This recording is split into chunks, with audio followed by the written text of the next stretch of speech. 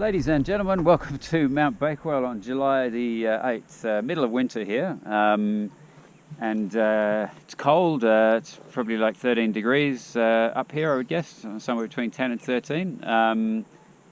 It will get a couple of degrees warmer today, but not much. When I drove out here, everything was covered in fog on the ground, and as I was driving out, the fog started to lift and then became low clouds. So when I got to the hill, the clouds were about halfway up the hill, and I went to see the farmer and helped him out with some stuff. And when I came out half an hour later, this is what the sky looked like. The winds up top are definitely southwest, I would say.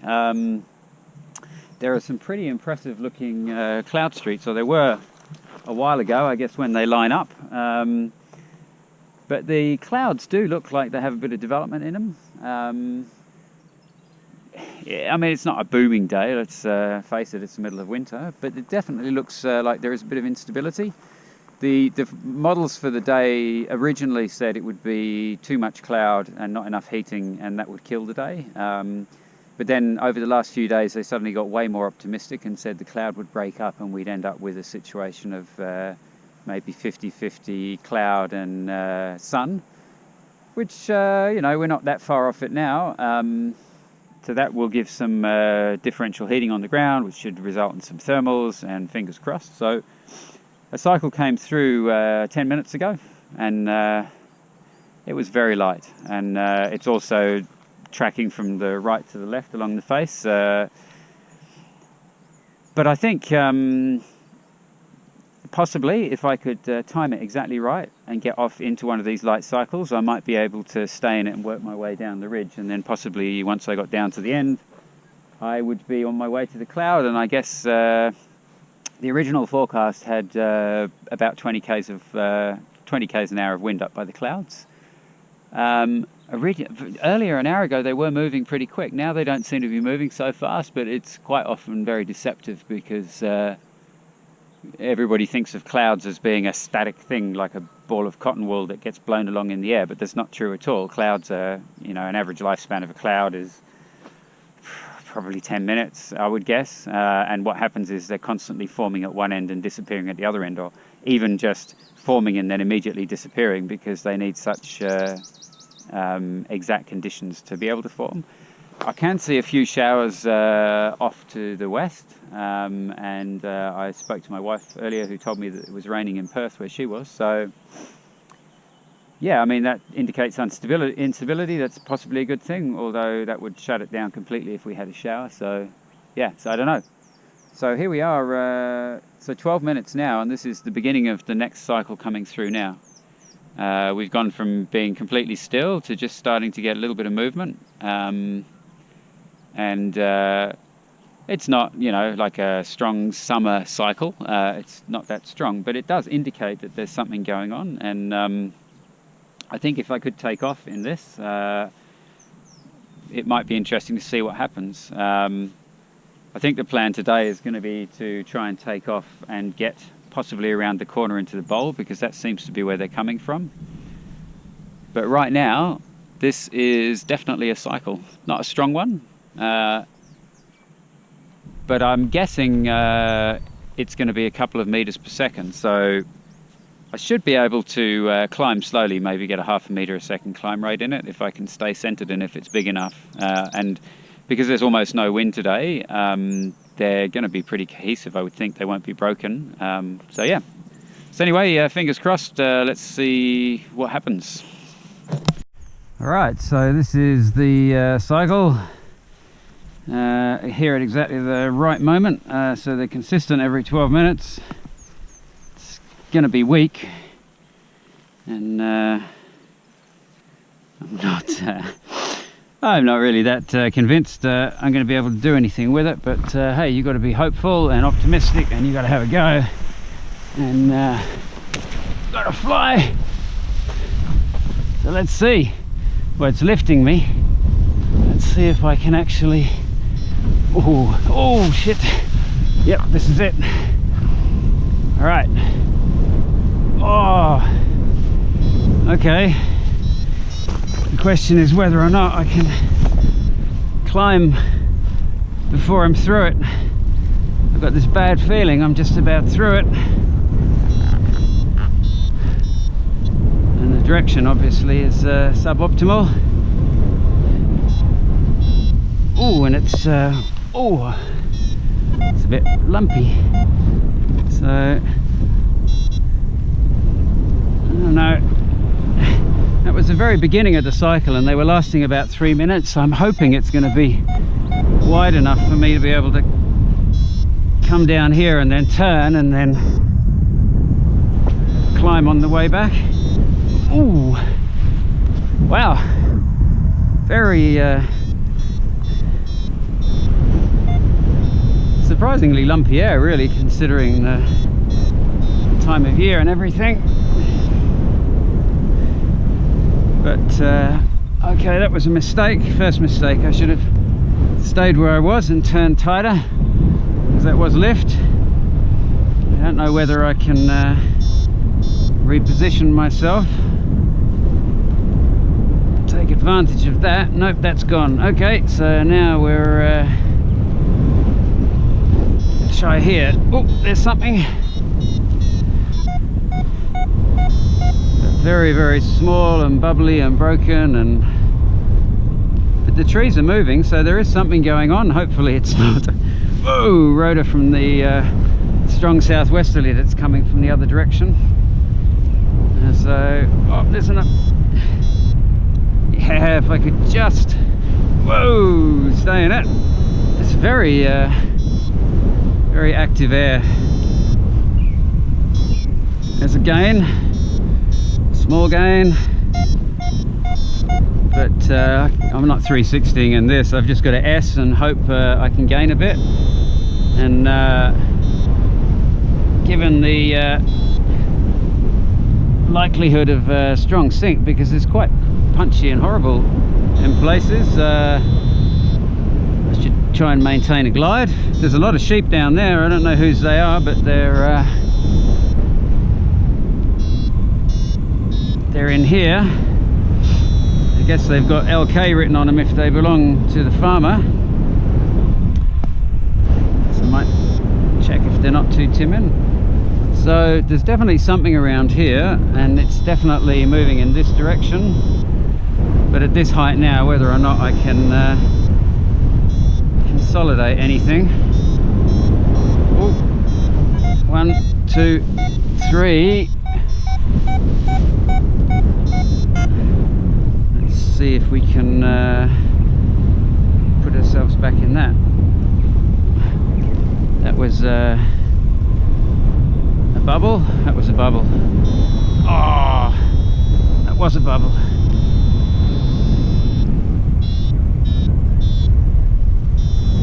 Yeah. The trees are going off down here again. Let's try and see if we can make anything out of this.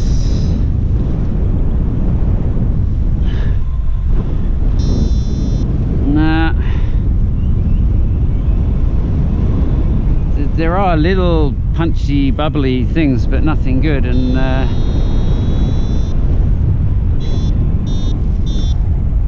there's no wind, or very little wind, so I'm not sure how they're moving. They're not, yeah, they're not together. So I have saved it from this height before, so never give up, never say die, but also never land in the trees. That's another one of my favorite sayings. Ooh.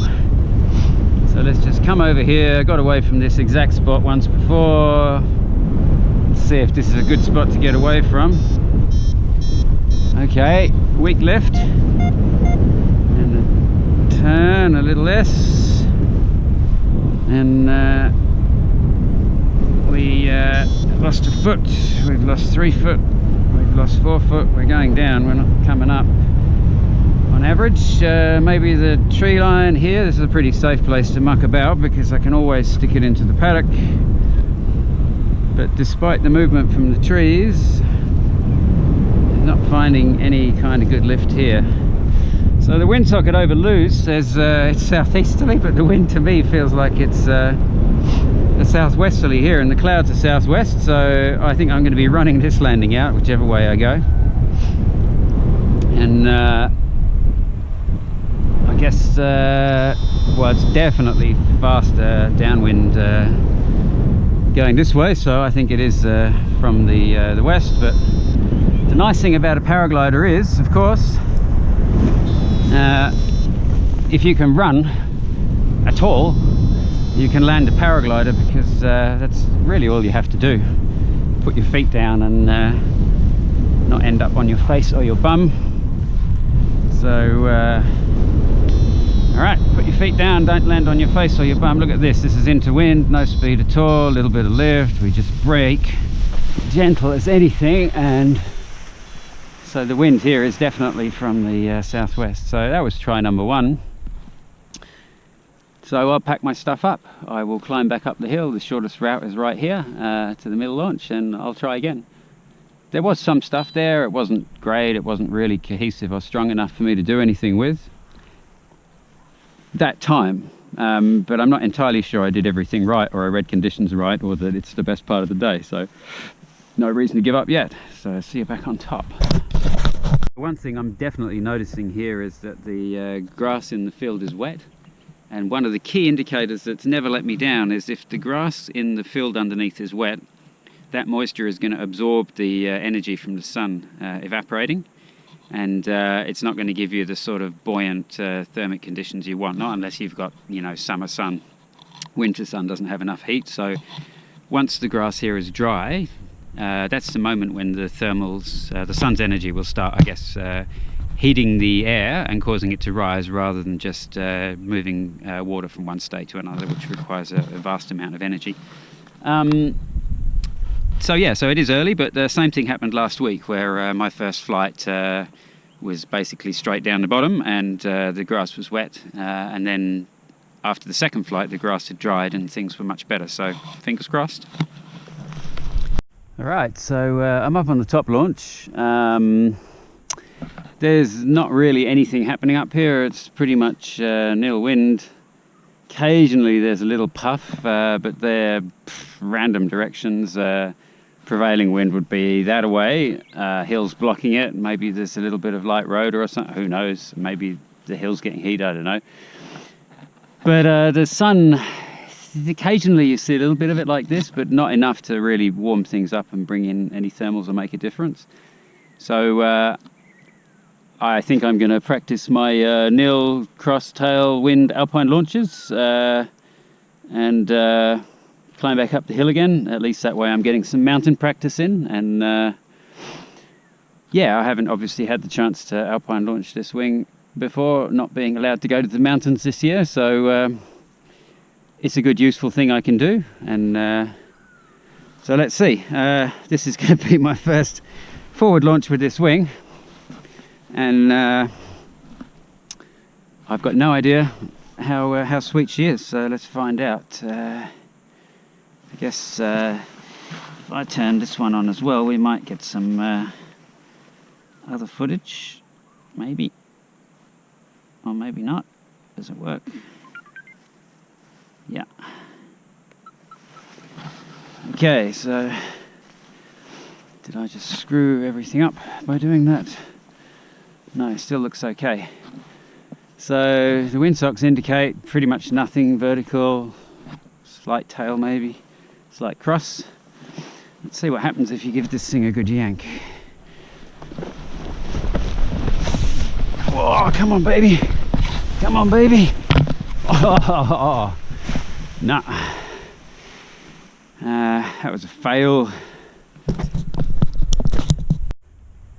So I'm practicing my nil tail crosswind forward launches here, and the last couple have done a weird thing where the wing seems to be much quicker to inflate on the right side than the left side, and it's, yeah, I mean, I just want to get the thing over my head and feel some pressure, and then if I was happy with it I'd run off because it's exercise. But I just saw why the left side of the wing is slower to inflate. And there it is. Look at that. Look what I just picked up. Paragliders are such amazing things for collecting presents for you. If you were going to design something to collect presents, look at that. That's actually significant weight-wise when you consider how light these wings are. This wing's 2.9 kilos. So putting a few hundred grams like that in one wingtip actually makes a difference you can see when it inflates. Goodbye rock. This is actually quite a difficult forward launch because first of all it's sloping, and so when you bring the wing up it has a natural tendency to want to turn down the slope. So you've got to be countering it to try and either slow down or accelerate that side of the wing, or accelerate this side, basically to get it to come up straight, which adds to the difficulty of a forward launch. And then the wing here is all over the place, cross tail, but differing in direction once you get the canopy coming up. So you've got to keep an eye on it and then change your input from one direction to the other partway through coming up.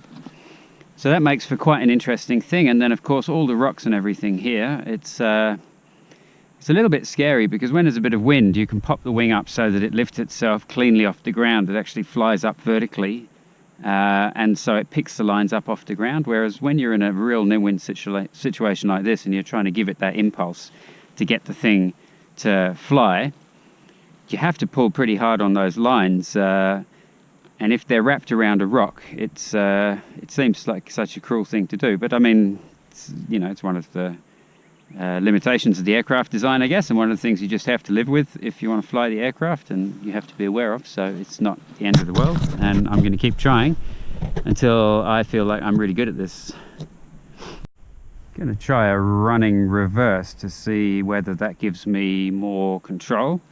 Normally I'd have the C's in my hand so I can kill the wing, but I've got the brakes. If I can get it up over my head, I think then it'll be interesting. But it's this initial impulse it's a bit of a challenge. So let's see, running reverse on a slope with rocks and stuff. Okay, so that's as fast as I can run. A slight tailwind's probably not helping. So if I was going forwards, definitely that sort of technique would work. So I've got to accelerate the downhill side. So let's reconfigure for a forward launch and then try that approach. All right, attempt number 6,463,821 or something, I don't know. But don't give up is the number one rule. So I've tried putting it in a bit more of a horseshoe shape. I'm tempted to try just with the inside A's actually and see whether it would actually come up like that in a slower and be more controllable, because the issue seems to be that because I'm facing in the wrong direction and running as fast as I can up a hill with a cross tailwind, I can't control it effectively enough when I'm not looking at the wing. So if I reverse launch, the problem is not that I can't get the wing to come up beautifully and straight and control it and correct it, it's that I can't run fast enough backwards. So what I really need is the ability to face backwards whilst I'm running forwards, and then I'd have this thing beat. Maybe a little camera mounted on the back of my helmet with a screen in front of me, and so I could see the wing as it comes up, and I don't know, but I'm not going to give up, so let's try again. Please don't catch on any rocks, because I hate that when that happens. Alright, she's coming up, she's coming up. Let go of the A's, she's not coming up. So, well, that came up much cleaner. The problem was I was not using the A's enough to pull it up to accelerate it. So I know what I did wrong there, but she came up cleanly. So that's an improvement, and the wind at the moment is nil, tail, whatever the hell. There's nothing going on. So I guess that's I should be happy with that I know what I did wrong for a change. All right, so there's a nice tailwind here at the moment. Cross tail. Straight tailwinds are boring. You really want cross tail, bit up slope and rocks and sticks and everything if you're looking for a challenge. I'm still trying to understand what I'm doing wrong, because I know it's not the wing's fault. It's never the wing's fault when it doesn't do what you want it to do or what you expected it to do. But at the same time, pretty much with all the wings I've ever had, the first time I forward launched it, I thought, what's going on, because wings are all slightly different, and when I'm looking at it I can respond in real time, but when I'm not, I have to already know beforehand what to do to get it to the point where it's over my head. And so let's try again. So I think last time the problem was not enough impulse on the A's. I have to be more aggressive. Now, don't let go of the A's too soon. Probably keep the A's further forwards, I guess. Yeah. Where I hold the A's might matter as well. I guess if I hold them at the end versus further down, that might also affect the amount of brake I'm putting on, and I really don't want to put on any brake at all. So yeah, so let's see.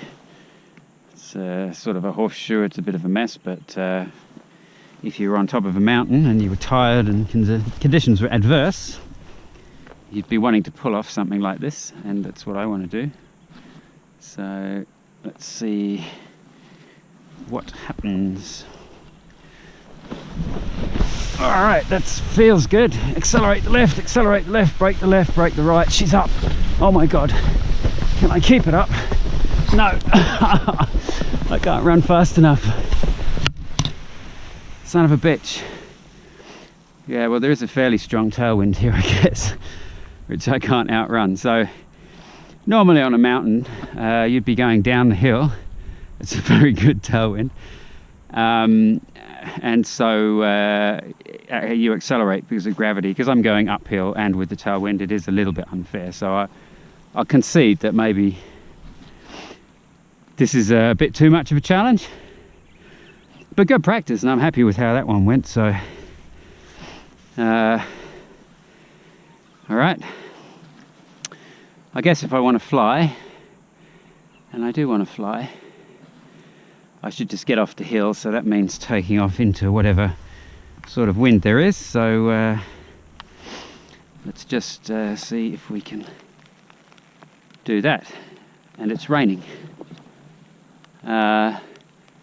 Well, rain often indicates instability, and the clouds have flat bottoms, so those are good things. It's not going to help me dry my gear, and one of my rules is don't take off in the rain. It's a silly rule, I know. My gear is sort of breathable and semi-waterproof, but yeah, I think maybe I'm not going to be taking off now until I see what happens. Although there could be lift associated with the rain if I can find it. I guess I'll park myself somewhere and wait and see what this rain turns out to be. Local wedgie is out and he is flapping. He went over to the middle launch and circled around whilst flapping and didn't go up. And he's just come all the way down to this end of the ridge, and I'll watch him and see. I mean, these guys should know where the lift is. He's heading over to the west end of the hill. If there was going to be any prevailing wind, that's probably where it would be. So the good news is it stopped raining now. So that's definitely an improvement. I've just put my gear in the car wet, and I would really like to dry it, but I can dry it when I get home if it comes to that. I'm going to go over to the west launch and just have a look and see what the wedgie is doing and whether it looks like there's more rain coming, because if it is going to rain more, then maybe I should do something else. So I'm over on the west launch again. It's pretty much nil wind here, nothing going on. I'd guess it's these trees over on the left that are blocking the wind. It really needs a west-west, northwest, but if you look, I don't know whether the camera picks it up, but most of the horizon out towards the west is rain. Now, you know, based on the direction of the clouds and everything, I would expect that to miss here because it's going to go north of us, but there is rain to the north as well. So the question really is, if I look southwest, what do I see? And the answer is trees. On the other side of the trees, there are some really promising looking clouds and bits of sun and blue stuff, but it's so random. There's still more grey stuff coming this way that looks as though it could possibly drop more rain, and it does even look a bit drizzly between the trees out there. So I think my dreams of a thermaling flight today, or any kind of XC, can be buried now. I think there's no need to wait anymore for that funeral. So the question now is, at 3 o'clock, what do I do?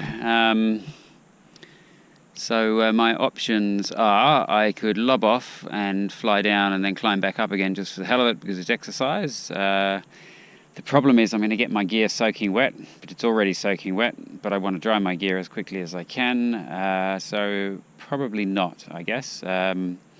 Given that I will be back tomorrow and tomorrow's forecast is much better than today's, I think I'm going to go home, do some work, and get my stuff ready for tomorrow. So, yeah, that was today. Not really the adventure that I was hoping for, but as usual, it was the one that I got. So I'm just leaving the hill, and I've got to the south launch, which you pass when you're driving out, and the view out to the south of here, looking towards Beverley over there, is just epic. Again, the trees are in the way, but the clouds are a good height. They've got nice dark bottoms. There's plenty of sunshine. I suspect if you were in a glider over there in Beverley, you'd be having a good day today. Unfortunately, Bakewell here, we got this heavy overcast stuff which is shutting it down, and it's just bad luck that it's been here all day. But it does look very nice and very promising out there. And you see, looking that way, driving in that direction, you look at it and you think, why am I going? Why am I leaving this place? Look at the sky. But then the reality is that's what's coming over there. That's sort of the prevailing wind direction. And well, I guess maybe there's a little bit of hope.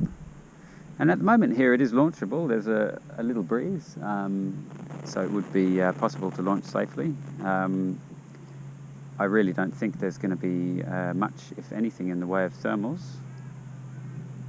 or lift. The wind's not really strong enough.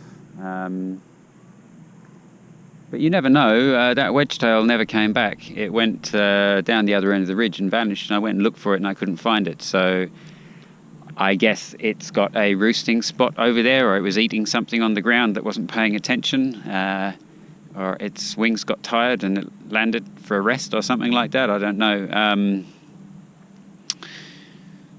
So decisions, Rolf. I could definitely safely take off here, and I could safely land down there, and I could walk back up, and the whole thing would take me 20 minutes.